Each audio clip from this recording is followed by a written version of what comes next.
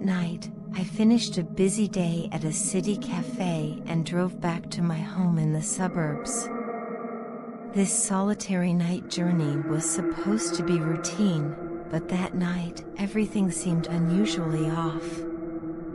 The night was deep, with the moon obscured by thick clouds, casting mottled shadows on the road. I drove on this nearly deserted suburban road, my mind filled with the day's fatigue. Suddenly, I noticed an unusual shadow on the road ahead. Slowing down, I saw a huge tree lying across the road, blocking my path. I stopped the car and cautiously got out to check. The night wind rustled through the leaves, making the surroundings eerily quiet. The tree seemed to have fallen suddenly, with no signs of a storm or being hit by a car. As I was thinking about how to detour, a car's lights suddenly turned on across the road. I stood in the darkness, watching the distant light. The car stood still, motionless. I began to feel uneasy and decided to return to my car. Just then, I heard faint footsteps. A figure emerged from the car across the road, walking towards me along the direction of the fallen tree. I hurried back to my car and locked the doors. My heart raced as I observed the person through the window. It was a middle-aged man, his steps slightly unsteady.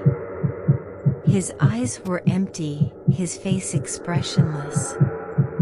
Just as I was about to start the car and leave, the man suddenly quickened his pace, charging towards my car.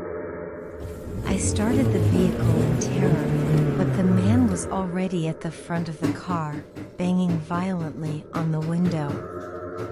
I could see the twisted anger on his face, his eyes revealing an unusual madness. I reversed the car with all my strength and then made a quick U-turn. The headlights swept through the night, and the man's figure gradually disappeared in the rearview mirror. My heart pounded like a drum, and I continued to drive away, trembling. I stopped at the side of the road, took a few deep breaths, trying to calm my fright. Then, I called the police and informed them of my encounter.